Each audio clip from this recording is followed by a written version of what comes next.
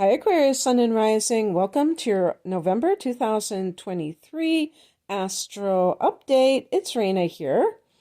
So I'm going to just say a couple things about October before I get into November because I'm recording this in mid-October. I don't like to pretend, that it's November when I do these readings or, the month that I'm doing for. I like to be completely straightforward, as well as understanding that a lot of you will probably be listening to this before November. And so as I record this, we're still in eclipse season. And the next eclipse is happening in the fixed sign of Taurus, and it's affecting your fourth house of home and family. So this is very important in terms of, certain developments that may occur. The fourth house is also the house of childhood. And it's the house of, I believe, the mother. Some people say the father. We can just say one of the parents. A lunar eclipse can bring information to light about one of your parents. There might be a crisis. There might be some kind of, in some cases, endings where, it is what it is. Some people do not have a fairy book relationship with their family of origin, and they may have a need to cut off that relationship. Maybe they've tried. It doesn't matter what I think, but I'm of the belief that we have to forgive others. But I also believe that we do not have to endure more of the same as adults that we may have received as children. I don't believe that that's good for the other person to be that, victim and allow them to be the perpetrator. So, it could be as simple as you find out something about one of your parents that you didn't know. So we'll just keep it at that. But in any case, because Aquarius is a fixed sign, if you have been kind of like agonizing about a potential move, this could be assistance from the universe in doing so, because a lunar eclipse, I see it like in my mind's eye as like this tidal wave that washes away maybe all of the doubts, all of the confusion, and allows you to let go and let God. It's not always easy to do that when you don't know what the outcome is going to be. So that's what makes people kind of hold on. And I think especially fixed signs, they want guarantees. Okay, if I do this, my life isn't going to be turned upside down. But I feel like these are fated times when people are being guided to do things that they normally wouldn't do. So in your case, this could be some kind of ending of a living situation or a relationship that's connected to the fourth house. But it could be that your childhood trauma or other memories comes to the surface, because a lunar eclipse, but when I say comes to the surface, but it can be healed, and it might be like this thing that you've been dealing with for years and years and years, and now you have this sense of peace about it, because the fourth house can be your childhood. So it might be very emotional for you going into November. Now remember, we're already having the sun in a water sign at that time, and it's really funny because I did a video on people who have the sun in Aquarius and the moon in Scorpio, and that one got a lot of comments, I think, as I recall, because it is a very difficult situation to have that in your natal chart. But then, even if you're just dealing with these transits in water signs like Scorpio, that in itself can be challenging when it falls in water houses, because it still dredges up some of those emotions that you might not really want to go there about. So I just wanted to set the stage for as we go into November, and then with the sun on the 23rd going into this house of career. This is, kind of, ambitious energy, success-oriented energy. On the 4th of the month, Saturn, which, by the way, is your co-ruler, turns direct at 0 degrees of Pisces. Pisces is your second house of earned income. And Saturn here, I don't know how it has been for you, Aquarius, because you also have Neptune here for probably the last 12 years. I'm pretending everybody has the same chart, which you don't. So that timing may be off, but Neptune went into Pisces, the sign that it rules, probably like 2012, as I recall. I can't remember exactly when, but around then. And so it's been there quite a while. And with Neptune in that second house, for some Aquarians, I would say, especially if you have inner planets in Capricorn, and you tend to be very money-oriented as it is, this may make you, because, Saturn rules Capricorn, so there's that connection there. And that may be a time when you're really like getting down to brass tacks with your finances, when Saturn entered back in March, entered that second house. But then it went retrograde. It's still staying in Pisces, but when it goes retrograde, when Saturn went retrograde, you may have really questioned some of your ambitions as it pertains to money making. And I do believe that anybody who has Neptune in the second house, there's always a possibility that they become very altruistic. They leave behind any materialism. And this could also be because they're going through some kind of spiritual upgrade or something like that, and they just are losing their concern about the material energy altogether. And then when Saturn comes into it, it might even, like if somebody becomes a minimalist, I could see them doing so when Saturn is in the second house, because it's great at paring things down.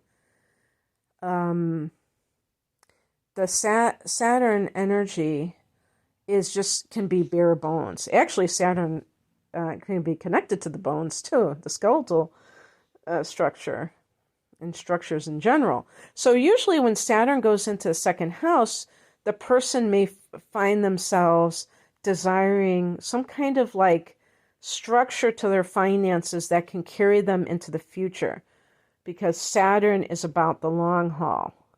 It's not about, a quick fix or a quick financial gain. It's about what's going to, little by little as I go along, what is a good way to go about this. And yet, maybe you went overboard. Maybe you don't really care about the future.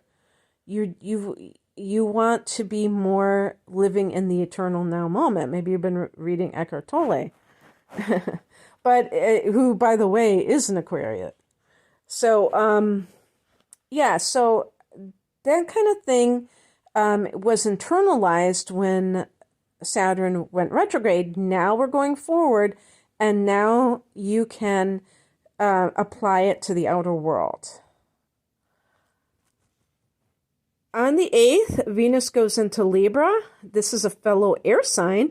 And this is the 9th house, which is Sag's domain, which is the area of long distance travel, the area of academia, whether you're teaching it, whether you're learning at a higher learning institution.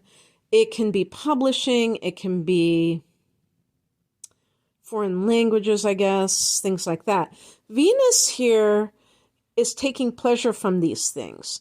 It can even be a love interest with someone from another nationality, ethnicity, or race. And this is really how Aquarius tends to roll anyhow. If you have Venus in Aquarius, for instance, I have Venus in Aquarius. I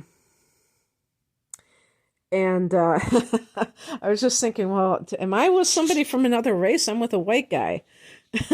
Kind of, since I'm half Puerto Rican, so I guess you could say it's a different race. But anyhow, yeah,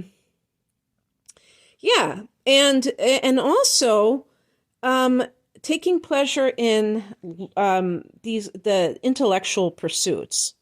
So maybe you're going to the university and you're auditing classes. You don't, not necessarily like, oh, you want to get a degree, but you just want to learn for the sake of learning and that kind of thing.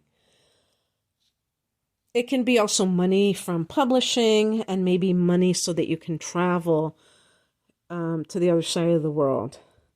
So on the 13th, we have a new moon at 20 degrees of Scorpio. So there's that Scorpio again, and that's that 10th house. So,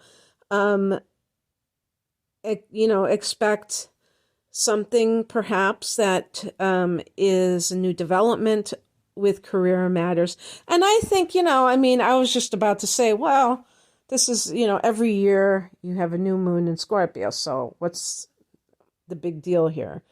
But the big deal is that the eclipses have been occurring in both Scorpio and Taurus, so that home and that those career sectors. So this is a little bit more significant than a typical new moon because it's coming off of those eclipses, and there may have been a lot of changes in the past couple of years for you as it pertains to your career and where it was then and where it is now. So the new moon could be something quite different in some people's lives, in some Aquarians' lives. On the 22nd, the sun goes into Sag, and then 2 days later, the 24th, for those of you in America, I was going to say North America, but specifically the United States, the 24th is the day after Thanksgiving, to give you a little bit of context. So that's officially, I think that's Black Friday. So that's the first day of the shopping season for the holidays. Black Friday. Mars goes into Sag. Sag is a friendly angle to Aquarius. It's your 11th house, which is the house that you rule. So the sun is going into your own domain. That's almost like having a solar return of sorts. And Mars here can mean that you are aggressively networking with people. This is the house of friendships and groups. Something could be very active as it pertains to others. Now, like I said, this is kind of the beginning of the holiday season, so it might simply be that you are going to have some time off and you're just going to do stuff with people that you care about, that are friends. In some cases, there could be arguments that arise because Mars can bring conflict. But it can also be, this is what I call the social justice warrior house in astrology. So Mars could be activism.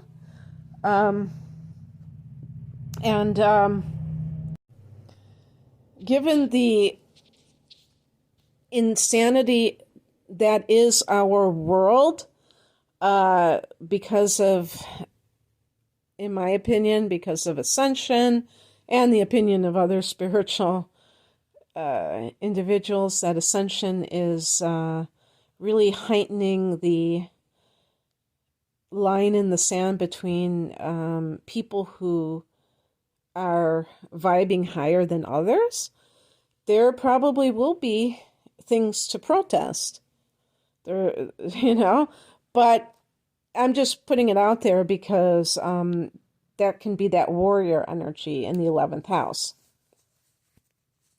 On the 27th, we have a full moon at 4 degrees of Gemini, another air sign, and in this case, it's in the 5th house of love and creativity.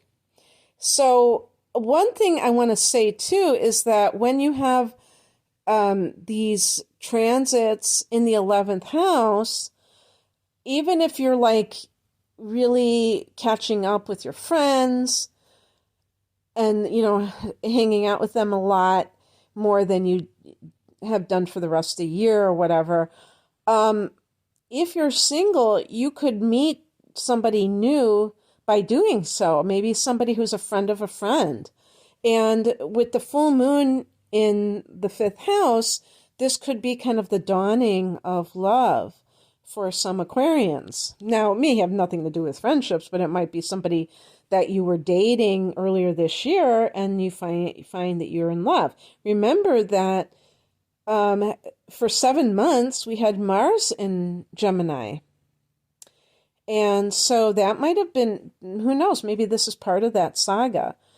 It never, during the retrograde of Gemini, never got to 4 degrees, but still, I wonder if there is any connection to that prior Mars retrograde, because if you had any kind of an affair, which I really see when Mars goes through the 5th house, I think of more of a fling, definitely maybe a sexual, like a passionate kind of a thing, versus necessarily a romantic kind of a dalliance, but more of a physical thing. Perhaps it persisted and it's coming to an end. But for some people, you could have thought that you were just dealing with this person on that level, and it turns out that you really do love them. So keep an eye out for that. This is a great time for any kind of artists because you may have a great idea. Maybe you're finishing a creative project.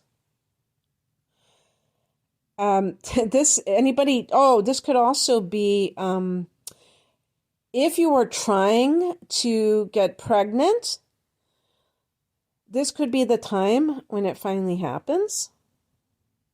Because this is the house of, what do they call it? Conceiving children. Alrighty then, that's what I have for you, Aquarius. I hope that this resonated.